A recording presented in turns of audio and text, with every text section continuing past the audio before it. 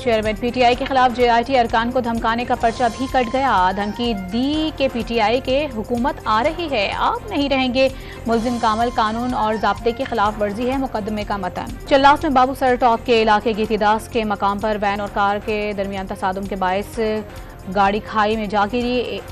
एक गाड़ी में आग भड़क उठी। हादसे में 8 अफराद जाँ बहक और 12 जख्मी हो गए। इलेक्शन कमीशन ने चेयरमैन पीटीआई के नाकाबिल जमानत वारंट गिरफ्तारी मुअत्तल कर दिए। साबिक वज़ीर आज़म 2 अगस्त को ज़ाती हैसियत में तलब, तहरीरी फैसला जारी।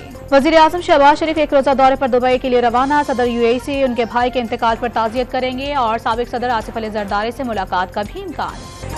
घरेलू मुलाजमत तशद्दुद केस में 238A की दफा भी शामिल कर ली गई। नई दफा लगने के बाद मुल्जिमा को दोबारा जमानत करवाना पड़ेगी।